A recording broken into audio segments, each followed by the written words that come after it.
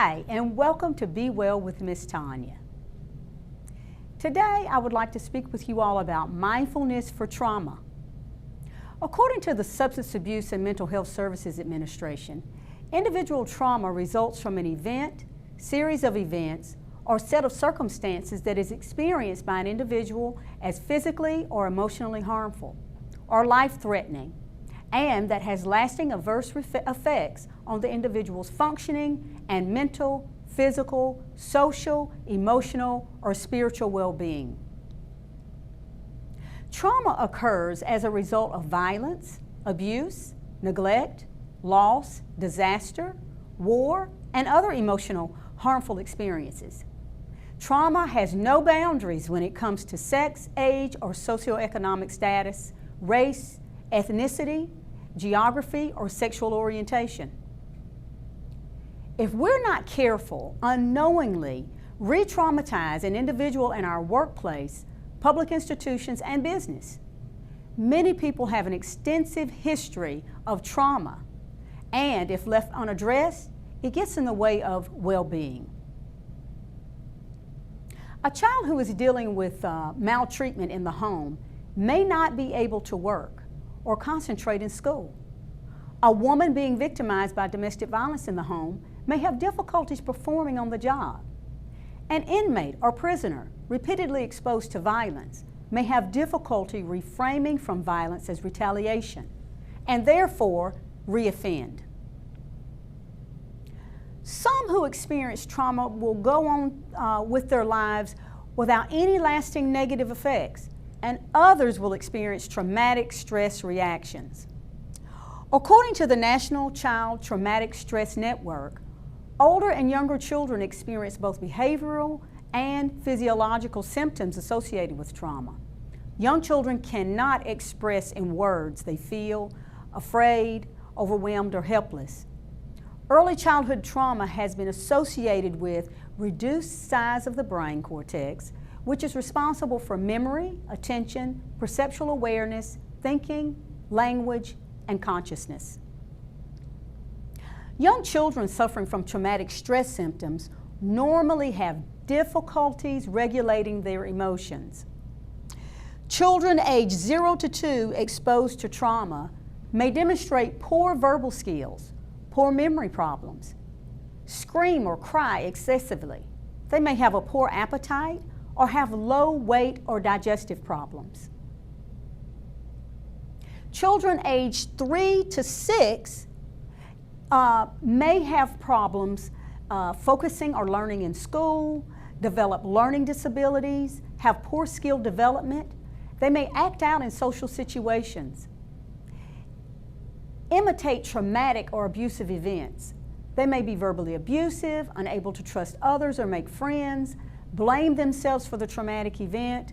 They may have low self-confidence and frequent stomach aches or headaches. The body has many ways of storing memories, and memories can be told just like a story. They have a beginning, a middle, and an end. The brain stores memories based on the 5 senses by way of pictures, sounds, smells, taste, or physical feelings. For example, the smell of a certain perfume may bring up fond memories of your grandmother, which made you feel calm, protected, and warm. Let's look at an exercise. Practice identifying your stored memories. Write down memories that are positive for you. For a smell that I love is, fill in the blank. My favorite food tastes like, blank makes me feel calm and comforted. Whenever I hear blank, it reminds me of a fun time in my life. When I am happy, I feel blank in my body. When in a stressful or traumatic situation, your brain will switch into self-protective mode. In self-protective mode, you're more likely to store sensory memories. For example, sight, hearing, smell, touch, and taste. Think about one difficult, stressful, or traumatic situation in this exercise number 2 that you have experienced. Write down the specific sensations, what you saw, heard, smelled, touched, tasted, that went along with the memory. See how many sensory aspects of the memory you can recall. Please note, you do not have to report on what happened in the situation. All we're looking at are the sensations.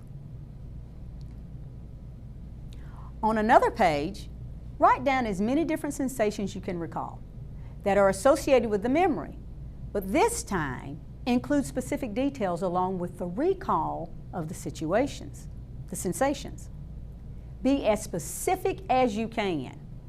Note, traumatic events are difficult, and if you start feeling anxious or afraid, open your eyes if you have closed them, focus on each of the sensations one at a time. This way, you may feel more in control of your memories. Post-traumatic growth. Post-traumatic growth is the positive change that is experienced. As a result of trauma or loss, individuals begin to develop an understanding of themselves, their relationships, and the world. Individuals view their personal strengths and see new possibilities for the future. Knapp and Robinson documented evidence of post-traumatic growth in survivors of combat, the Holocaust, divorce, bereavement, terroristic events, and major illness. When a teenager is able to see themselves as a competent person, when they're able to identify their strengths and implement skills, this allows for higher likelihood of overcoming the challenge of trauma. Reflecting is something that's very important. Reflecting means taking what you have learned and applying it to a new situation. Internal reflection is self-knowledge. You pay attention to what and how you are thinking. External reflection is taking in and applying others' comments, suggestions, or others' feedback.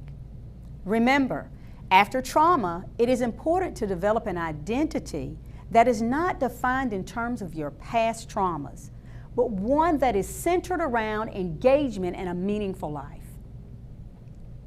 For more information, please check out our website, www.dcsirish.com. Follow us on Instagram, Dublin City Schools Irish, or go to our YouTube channel, Be Well with Miss Tonia. Thank you so much for watching, and remember to be well.